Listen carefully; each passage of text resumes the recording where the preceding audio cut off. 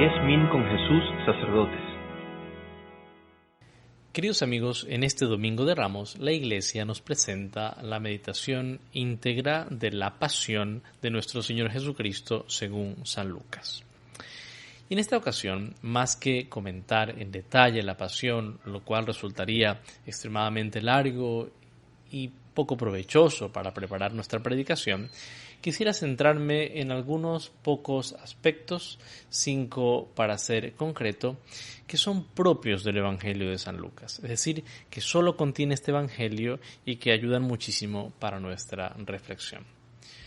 El primer aspecto lo encontramos en la escena de la agonía de Getsemaní, Lucas 22 del 40 en adelante. Nos encontramos con el momento en el cual Jesús se ha llevado a los discípulos para estar con él después de la última cena y pasa un momento dificilísimo al ver delante de sí la pasión que se acerca, el inmenso dolor que va a sufrir para salvarnos. Salió como de costumbre, fue al monte de los olivos, le siguieron también los discípulos. Cuando llegó al lugar les dijo: oren para no caer en tentación.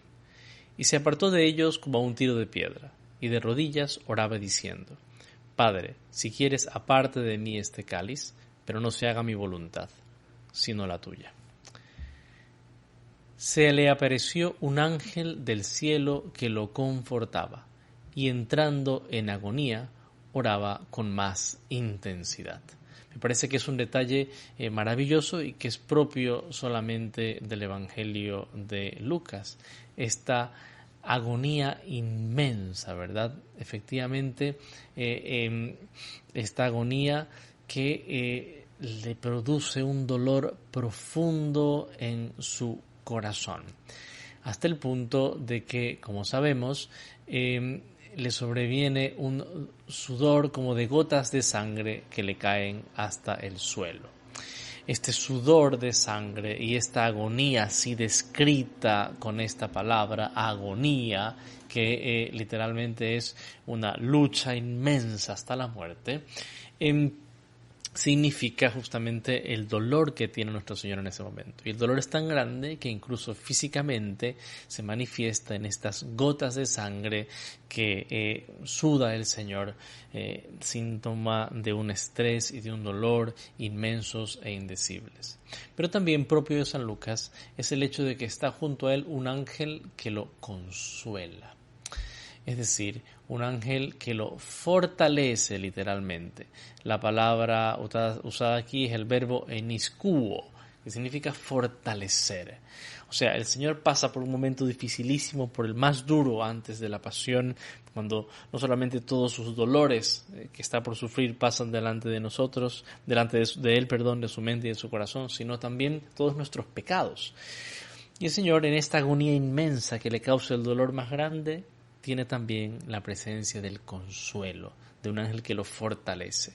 Qué importante comprender eso también para nuestra propia vida. El siguiente punto que quisiera resaltar lo encontramos en el momento de las negaciones de Pedro. Sabemos bien que Pedro ha dicho en la última cena que él nunca va a negar al Señor, que no lo negará pase lo que pase. Y sabemos bien que justamente antes de que él cante el gallo, Pedro lo ha negado 3 veces. Pero hay un detalle muy importante en este relato de Lucas de la pasión. En la tercera negación ocurre lo siguiente, Lucas 22:60. Y dijo Pedro: no sé, hombre, lo que dices. Y al instante, cuando todavía estaba hablando, cantó un gallo. Y aquí viene la novedad de San Lucas, Lucas 22:61. El Señor se volvió y miró a Pedro. Y recordó Pedro las palabras que el Señor le había dicho: antes que cante el gallo hoy, me habrás negado 3 veces. Y salió afuera y lloró amargamente. Entonces es muy interesante este detalle, ¿no? Cuando Pedro niega por tercera vez a Jesús, dice literalmente el Evangelio, «Kai strafeis o Kyrios en eblepsento Petro», y girándose, volteándose el Señor. El Señor, desde donde está, desde el sufrimiento, se voltea, se da la vuelta en un acto especialmente dedicado, digamos así, a lo que va a hacer. Se voltea el Señor, se utiliza esta expresión, o Kyrios, el Señor, y mira a Pedro. Y al decir mira, se utiliza el verbo emblepo, que significa mirar a la cara, es decir, ver a los ojos, un rostro concreto, una mirada con intención de mirar. Y es muy bello esto porque el Señor mira a Pedro. ¿Cómo era esa mirada del Señor? Es una mirada que enseguida hace que Pedro recuerde la palabra de Cristo y llore amargamente. Lo que hace llorar a Pedro es la mirada amorosa de Jesús. No lo mira reprendiéndolo, lo mira perdonándolo, lo mira también con dolor.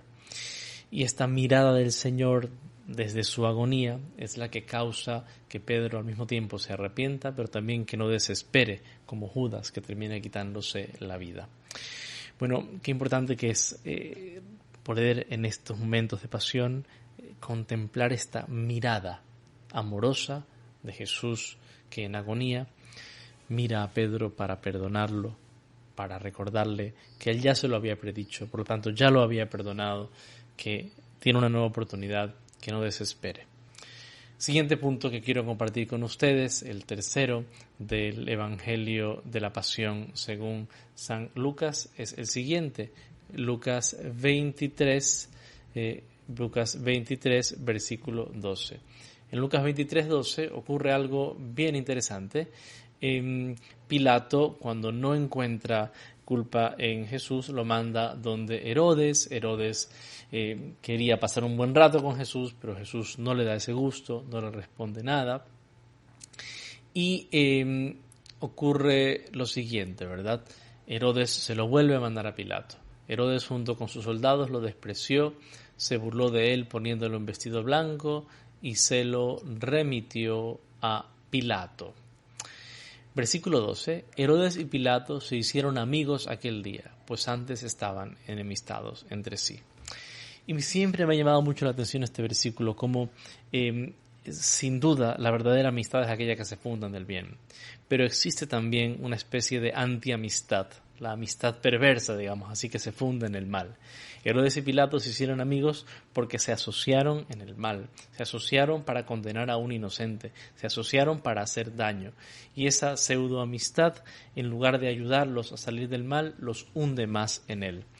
Pues me parece muy importante que en nuestra vida tenemos que aprender a reconocer, ¿no?, cuáles son las amistades que nos hacen bien y cuáles son las amistades que nos hacen mal. Bueno, siguiente punto, el penúltimo, ya es en la crucifixión de nuestro Señor Jesucristo, ya con el Señor Jesús crucificado. Lucas 23, 34, me parece uno de los detalles más hermosos de toda la pasión en general y sin duda de este Evangelio de Lucas. Una de las palabras de Cristo en la cruz, Lucas 23, 34. Y Jesús decía: Padre, perdónales, porque no saben lo que hacen. Padre, perdónales, porque no saben lo que hacen. Es una de las frases más fuertes y más bellas de toda la pasión. El Señor Jesús, desde la cruz, pide perdón por los pecados no solamente de aquellos que lo están crucificando, sino de todos nosotros. Perdónalos, porque no saben lo que hacen, no saben lo que están haciendo. Y en realidad aquellos que están martirizando al Señor son expertos en martirizar, son expertos en crucificar. O sea, en principio y en teoría saben lo que están haciendo. Pero no saben, porque no saben que lo que están haciendo es un pecado y un pecado gravísimo. Por lo tanto, no logran comprender la magnitud y gravedad de sus errores.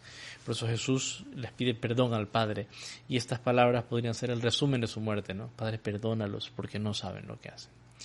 Jesús muere no con amargura en su corazón, sino con perdón verdadero y profundo. Y el último aspecto que quisiera resaltar propio de San Lucas es el episodio hermoso que llamamos del buen ladrón, ¿no? Jesús está crucificado en el medio con dos malhechores, uno a su derecha y uno a su izquierda, y uno de ellos se burla de Jesús. ¿No eres tú el Cristo? Sálvate a ti mismo y a nosotros. Pero el otro, por el contrario, reprende a su compañero de suplicio. Ni siquiera tú que estás en el mismo suplicio temes a Dios. Nosotros estamos aquí justamente porque hemos recibido lo merecido, pero este no ha hecho ningún mal. Y le dice Jesús, acuérdate de mí cuando llegues a tu reino. Los dos están en la misma actitud, en la misma situación, una situación de dolor, de condena, pero la actitud es completamente diferente. Uno lleno de amargura, de ironía, de incapacidad para convertirse, rechaza la posibilidad que se le da de recibir la redención.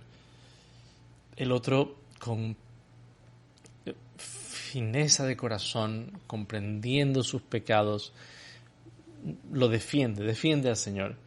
Utiliza sus fuerzas exiguas para defender a Cristo, pero sobre todo se encomienda a Él. Jesús, acuérdate de mí cuando estés en tu reino. Te reconozco como Rey y te pido que me recuerdes cuando estés en el lugar donde reinas. Y la respuesta de Jesús es maravillosa. Y le dijo, en verdad te digo, amén lego soy, en verdad te digo, hoy estarás conmigo en el paraíso. Semeron metemu ese en tu paraíso. Semeron, hoy. El hoy es muy importante en el Evangelio de Lucas. Recordemos que así comienza el ministerio de Jesús. Hoy se cumple esta profecía que acaban de escuchar en la sinagoga de Nazaret, en el capítulo 4. Hoy ha llegado la salvación a esta casa, dice Jesús sobre Zaqueo. Y ahora al buen ladrón le dice, hoy estarás conmigo en el paraíso. Hoy. ¿Por qué? Porque hoy es ahora que se realiza la salvación. Ahora que yo estoy muriendo por ti. Ahora se realiza la salvación y ahora puedo darte una vida nueva. Pues cada vez que meditamos la pasión de nuestro Señor, se vuelve a hacer presente ese hoy. Hoy es ese día de la salvación en el que Cristo muere por nosotros. Tengámoslo pues muy presente. Que Dios los bendiga.